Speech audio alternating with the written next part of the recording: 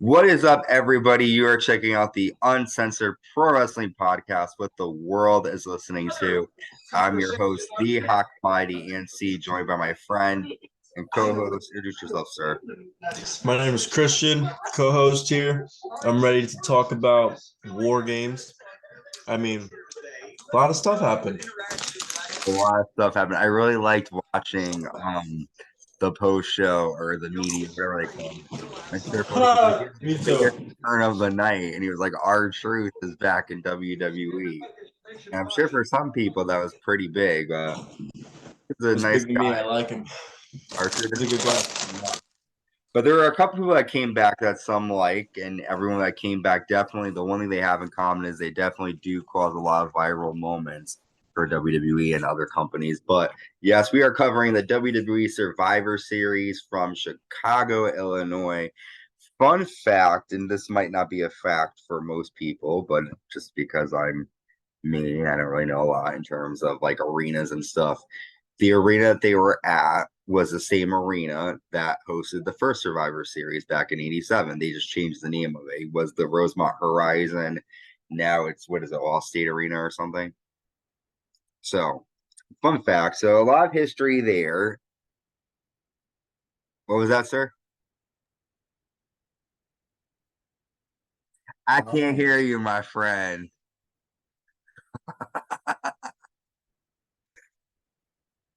Uh-oh. No, sir. I can see your lips moving, but I don't hear nothing. Everybody's talking like they really know something about us.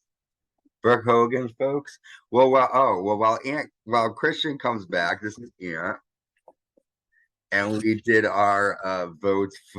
Hello, he's back. All right, we good?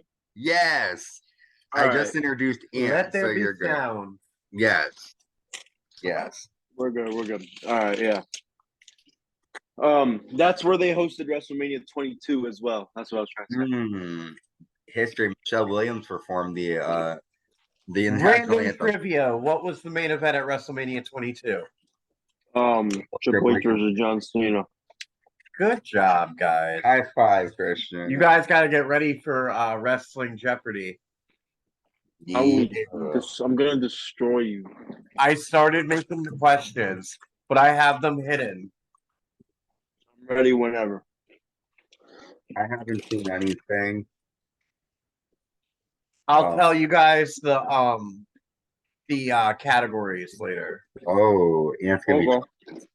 Actually, I'll tell them too now. All right. Oh, okay. One is who beat who at WrestleMania. Okay. Hell in a Cell. Oh fuck. There's like a random one. Tag teams and firsts. Okay. It's waiting for a fucking oh shit. And I got one. You got one. Yes. Ready. I'm ready to defeat you just like I beat you here again and you at this prediction special. So I'll bring out the title now. Oh, there we go. Two-time. I feel like I'm like the 3-time pay-per-view champion. I won it at Survivor Series, lost it at Money in the Bank. I got this shit back. It looks good on me. Oh, thank you, man. Survivor Series. Survivor Series. I even cleaned it up a bit. I shined it up a bit, and it looks good. Rumble is coming, and Rumble is very not really a good. I don't know how I do well in terms of analytics. In terms for the Royal Rumble, I usually lose. I did good last year though. I won with the Royal Rumble last year with the Yep. I called Rhea Ripley. That was awesome. But so let's cover Survivor Series though. We're all excited for the Royal Rumble. But first up, Survivor Series. We have the women's WarGames match. We have Bianca Belair, Shotzi, Charlotte Flair, and Becky Lynch taking on the full team of Damage Control, which is Bayley, Kairi Sane, Asuka, the WWE Women's Champion Io Sky. That was it. And Dakota Kai was at ringside. And the good ladies, they got the advantage. The fans voted, and Bullshit. they got the advantage. I feel I like voted for damage control. I feel like I like damage control, but I feel like it was a bit more interesting seeing the faces come in because it's always been the heels first. It was something different. Fun fact: this was the most viewed match, I think, of the night. I think. So You're and it was fucking kidding me? in terms of That match. beat Miz and Gunther? Mm-hmm. Holy hell. So there's a lot of I won't go over everything because it was like a 30-minute match, but we saw Dakota Kai get involved, bringing in a kendo stick. We saw Io Sky do the crazy jump off the top of the cage with the trash can. Charlotte Flair did a moonsault off the top of the cage. There's another moment where I think it was Bianca Belair, Becky Lynch, and I think Shotzi. They were tied up together, and like I think Io Sky, Asuka, and Kyrie nailed like a triple drop kick, which looked really painful. But We saw Becky Lynch go through a table. yes, Becky Lynch got put through the table. That's right, that did happen. We saw Asuka do some mist. Yeah, she sprays the mist, but she misses, and then Bianca Belair uses the fire extinguisher to spray Asuka. And then Bayley in an interesting moment, and she's been doing this a lot lately.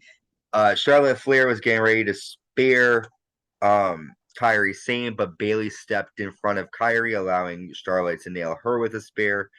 All the faces nailed Bayley with their finishers, and then Becky hits a super manhandle slam to Bayley through a table. And the good guys, Becky Lynch, Charlotte Flair, Shotzi, and Bianca Belair got the win. Also, when they want to talk about, because Shotzi's face, Ant mentioned this to me, and then I saw Evers was fucked up after getting nailed with the trash can lid. Like if you saw it afterwards, like she looked like she had been in a car accident. What are your thoughts on the match, and who do you think was the star out of that one, the MVP? Well, this was everybody's, or the only woman in this match that has never competed in a WarGames was Charlotte. So it was good to see Charlotte compete in a WarGames match. But this was better than last year's women's WarGames match. I know that. Mm-hmm. My problem has always been with women's WarGames matches is they look kind of like they look fake.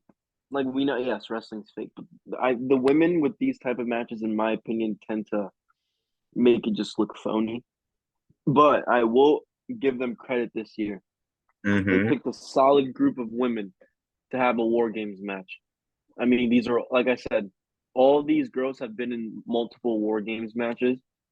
But Charlotte, even though Charlotte hasn't, she's phenomenal. Mm-hmm. She knows how to put on any type of match. So, and storyline purposes too. I thought I was gonna be a little bit more harsh on it just because I don't like women's wrestling that much. Yeah. But this was good. I enjoyed it. The MVP, I was waiting for Io Sky to do some shit. It was kind of getting boring, and I was waiting for Io Sky to do some shit, and she started climbing up, and I looked at my girl. I was like, this bitch is about to fucking drop. So, but I would say MVP of the night, Charlotte Flair. Her first WarGames. She's a Dusty and Rick, invented the thing, so we had a Rhodes and a Flair in this year's WarGames. Mm-hmm.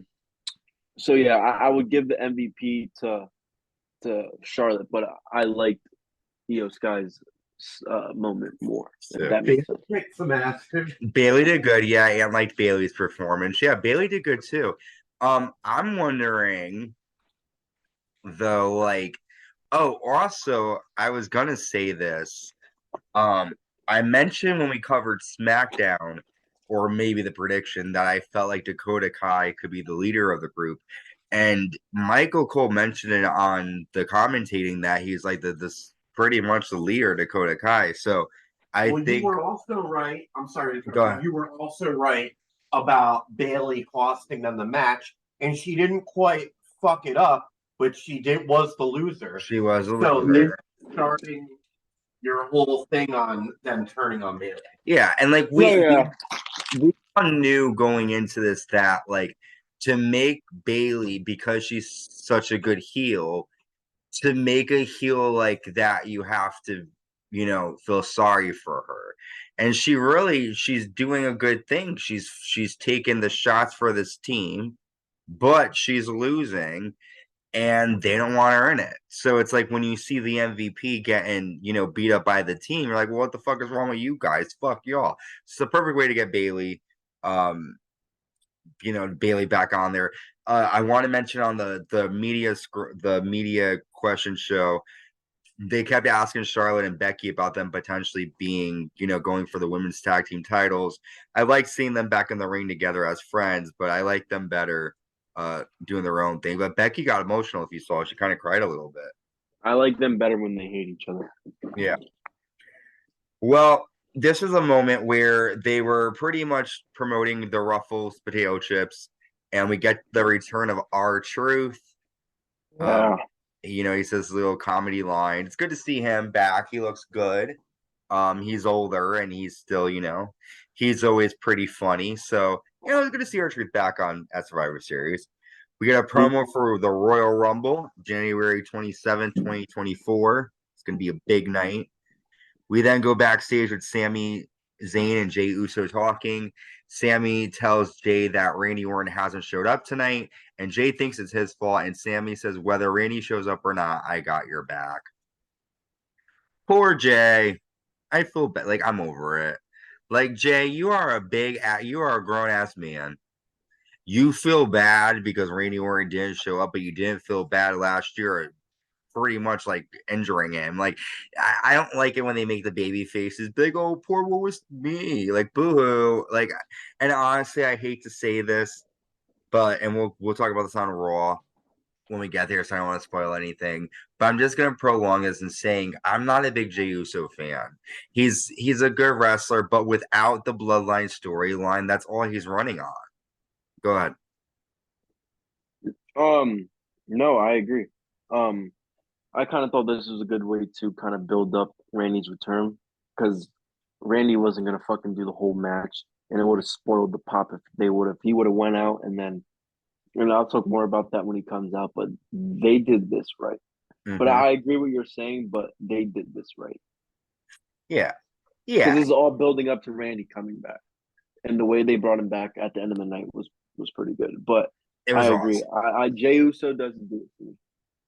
I just hate him by himself as a big baby face doesn't do it. Yeah, he's very like, and again, like I just don't like listen, like people change. Like I'm not the same person I was a year ago, but if your character is somebody who is a part of this big family and you have destroyed people, and now you're like, well, I don't know, like what they should have done was he should have been like, because also too. I feel like WWE gets confusing a little bit. Like part of the storyline was that like they couldn't trust Jey Uso, right? So they could have planted a seed and have him be like, well, if Randy shows up, if he has a problem with me, it is what it is. I've already apologized. There's nothing else I could say. Hopefully he shows up. And I get it. He's supposed to be a baby face, but like I just feel like it doesn't correlate with who he's been. He's attacked his brother. He's attacked Sami. He's done some really harsh stuff. But let's move on. We have our next match, the Intercontinental Championship on the line. Oh, to go over points, I got that correct because I thought the good gals were gonna win. So I got 10 points for that. Ant got 10 points. You, my friend, didn't get any points, but that's all right, brother. You're still in the game. Next, like I said, we have the Intercontinental Champion Gunther defending against The Miz. And this was an okay match. The Miz really, gave it his all. Miz nails a Hurricane Rana, a Tornado DDT. He does a figure 4 around the ring post, which is a good call back to Bret Hart. But then Gunther is able to apply a sleeper. but The Miz hits 2 low blows, a skull-crushing finale. That's not it. Gunther kicks out.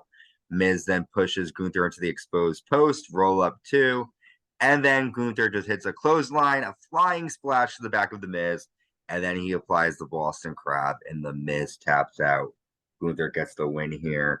Thoughts on the match? I was expecting a bit more, but yeah, I mean, it was decent. After, really quick before you give me your thoughts, because you could talk about this too. After, during the media show, Gunther made the comment of, my next contender will have to come up and challenge me. I don't care who it is. I'm not looking at anybody. So what are your thoughts on this match? I'm gonna be honest, I thought this was the match of the night. In Really? my personal opinion. I'm not into special matches. I will do war games. I'll get excited for war games because right if they had the right people, it could be good. I just don't like I went and watched the old school war games. I like the way they did the old school war games. Like whatever. But to me, everyone was going, "Oh, the Miz isn't gonna be able to keep up with Gunther. Why is the Miz this, that?" Dude, this match was fucking great. I mean, Miz is so underrated. And this match, if you sit here and say you still don't think Miz has it or he's washed or whatever, then I don't know. Because he did a lot of the old school Miz type of moves. But he makes it just look still like he's been doing it forever. He makes it just look so good. Like, I don't know. This match just caught my eye for some reason. Maybe because I really like these two guys. Gunther's great as always.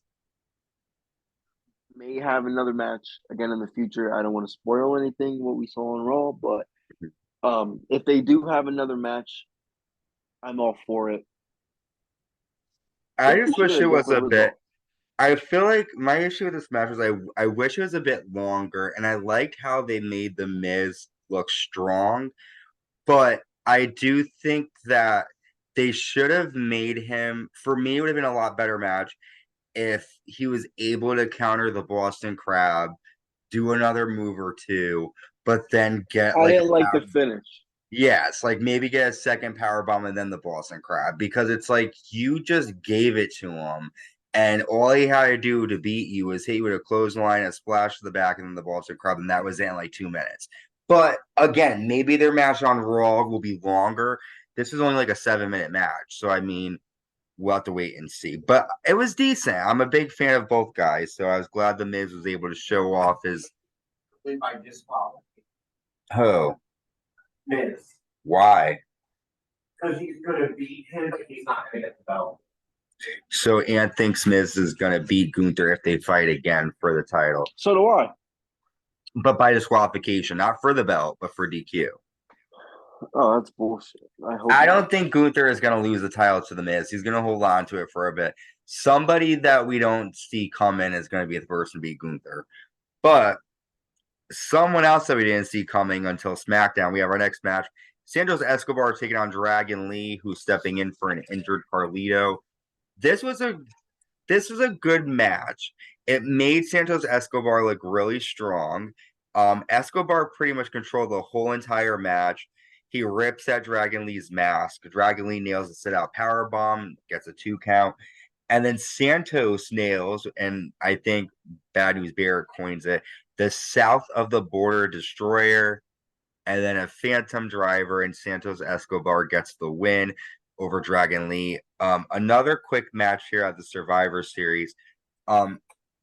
If we're keeping score, I forgot to mention this. We all thought Gunther was going to beat The Miz, so I have 20 points, and you and Ian both have 10 points at this point. With this match, Santos versus Dragon Lee, you and I being Christian, we both thought Santos is going to get the win. So I have 30 points. You have 20 points. And he has 10 because he thought Dragon Lee was going to win. But lately, the past couple weeks on SmackDown, Dragon Lee has been getting a lot of victories over different guys. This is a pretty quick match for Santos to get the win. There really wasn't a lot of fighting back here. What do you think? I'm gonna be honest. I wasn't too happy with the fact that they took Carlito out of the match, just Mhm. because I'm a big Carlito guy and I kind of wanted to see where this was going to go with this story, because they're both kind of I don't want to say fighting for Ray, but they low key are. So I kind of want to see how that played out. Dragon Lee maybe becomes a member of the LWO, kind of takes Santos' spot, but this was a good match. They did a lot of lucha libre type styles. We saw a spot where Santos is try to take Dragon Lee's out the same way he did with Ray, so it made him look very heelish still. But it was right for him to win, right? If you want to develop him as a heel, as this guy who can beat Rey Mysterio, I mean, they fucking booked Logan Paul to win. But so at this point, it doesn't fucking matter. But if he does, he did say he wanted to have a face to face with Randy tomorrow. So we'll see if he does that. But it was good that he won. He needed it. He needs it to elevate. And I didn't. I said a lot of negative things about Dragon Lee. I take it all back because he's Yeah, fucking he's a impressed great the shit out of wrestler. me. I just feel like, again, Survivor Series, because I'm old, you got to give it your all for these big pay-per-views. And it's not the wrestler's fault, but even this match was short. But again, they both did good for a match of that length for a Survivor Series. Next, we have the World Women's Championship on the line. Oh The God. champion Rhea Ripley defending against Zoey Stark. I don't know if you caught this, but Rhea had almost like an Edward Scissorhands attire gear, like with her hair and like the makeup. Um, this was an okay match. Zoe really did bring Rhea to her limit with the slingshot drop kick, the flying crossbody to the floor, the spinning senton. But Rhea ends up getting control. She hits a roundhouse Northern Lights and gets a 2 count, nails a headbutt, and then Rhea hits the Riptide. Rhea gets the victory. We all knew Rhea was going to win. So I have 40 points.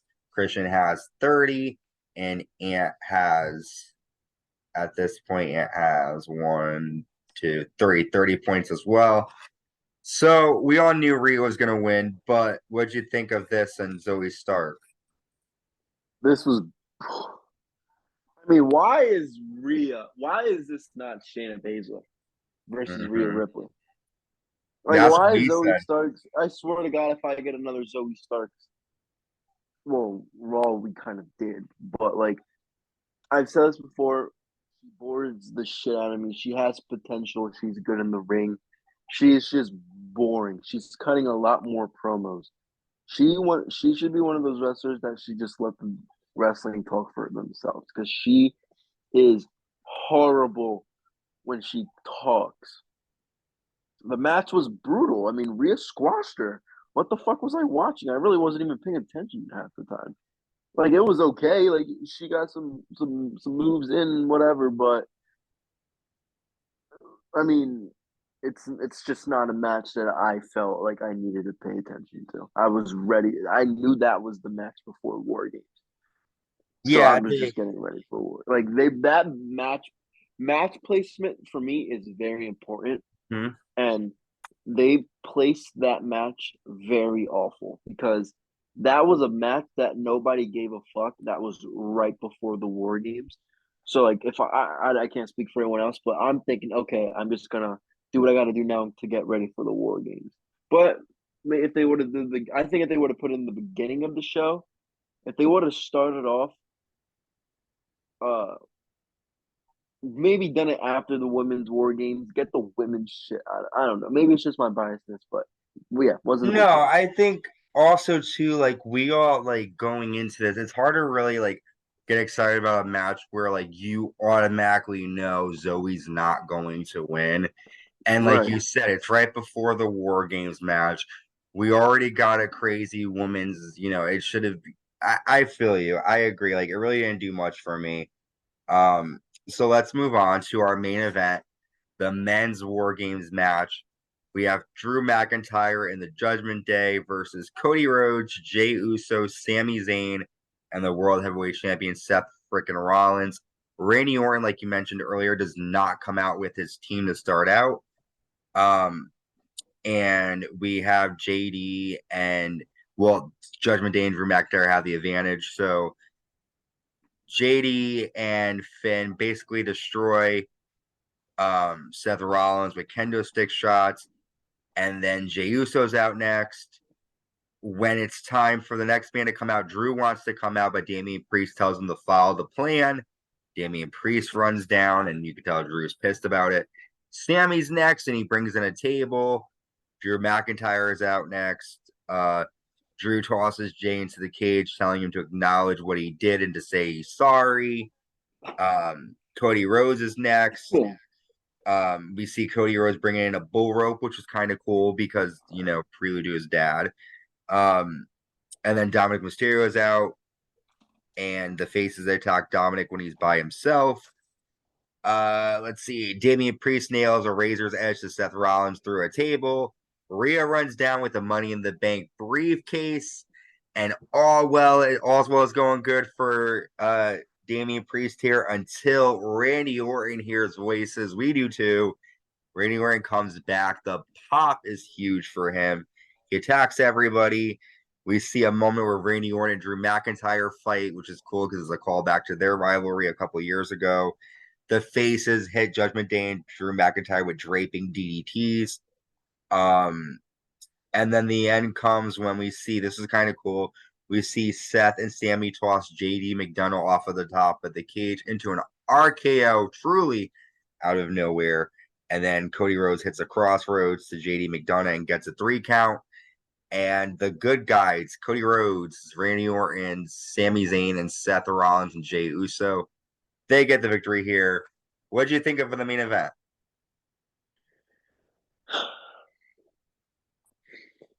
I said this earlier. I'm not a big fan of special matches. Mm-hmm. This was good. WarGames, I might repeat myself a little bit. It depends who's in it to me. And it depends. WarGames, the reason I don't like WWE's version of WarGames, and I know NXT went, but the thing about NXT was it was focused on stories, yes, but not the whole match was a story. Right? Mm-hmm. Last year's was worse. But this wasn't bad. But again, too much story with the WarGames. I understand having a build up to the WarGames match. They've done a great job building this matchup. But during the match, just fight. Like the way they brought Randy was good. I mentioned that a little bit earlier because you wanna. I mean, his wife fucked up by going on Instagram Live, having the time of her life. So she spoiled that right before the WarGames match came out. But we all knew he was going to come out anyway. It's good to see Randy Orton back. He looked fucking jacked. And it made the match made sense. The thing that shocked me, that thing that caught my eye during this match was Damian Priest took the pin here. And if we haven't seen, no one's mentioned I thought it. JD McDonough took the pin. No, Damian Priest did. Okay. Damian Priest took the pin. That's something we need to watch out for going forward. I can see something. Oh, you were the leader, but you got pinned at WarGames. So that's something that caught my eye. But the match was good. The match was good. Yeah, I agree with you in the terms of that, like, a lot of these WarGames match are like all about like sort of like gang and factions. It's a cinema. Yeah, and I kind of I agree with you. I like it better when everyone is just randomly brought in together. It wasn't my favorite match tonight, but I will tell you this match got me my title because I was right. I knew the good guys are going to win this one. But the biggest moment of the night that everyone's talking about, after the match, CM Punk returns. He doesn't say anything. He stands, on the ramp. For those of us who saw later on footage, Seth Rollins is freaking out on stage, yelling "fuck you," giving him the middle finger. Michael Cole and Corey Graves were holding him back.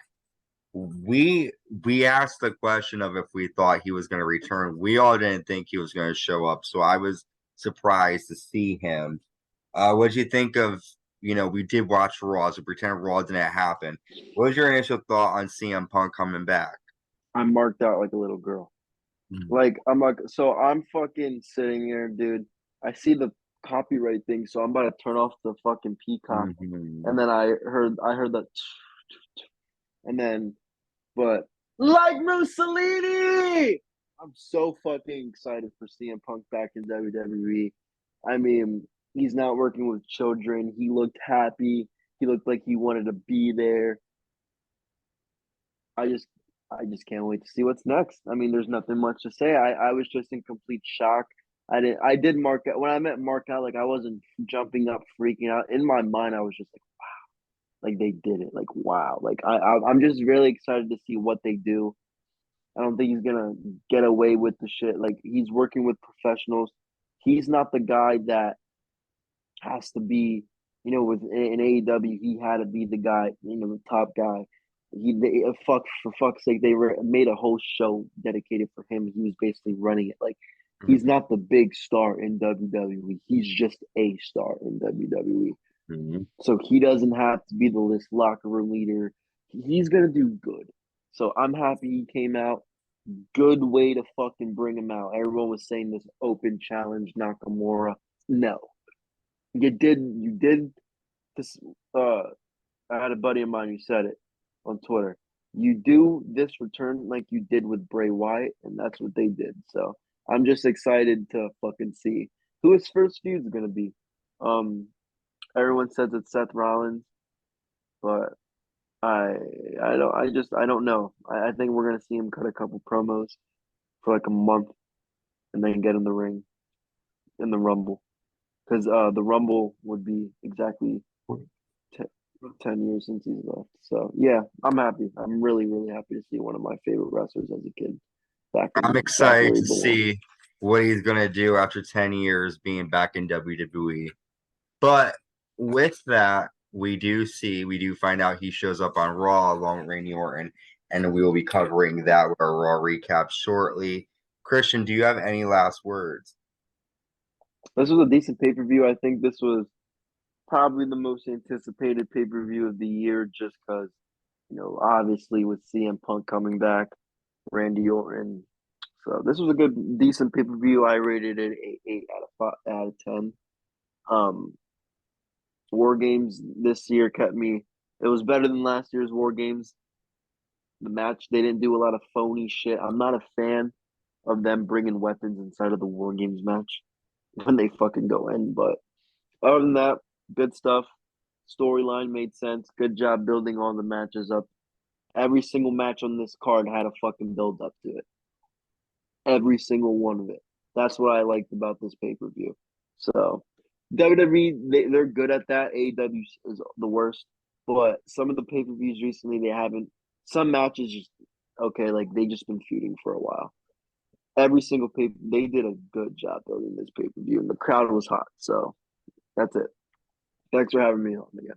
Dude, I agree. It was a decent Survivor Series. The War Games weren't too bad, but I'm just excited for Royal Rumble. I'm excited now that CM Punk's back. Oh yes, I can't fucking wait. What's gonna happen? But yeah, with that, we're gonna say goodbye for now. Christian, thank you for joining me. Everybody else, stay safe and stay uncensored.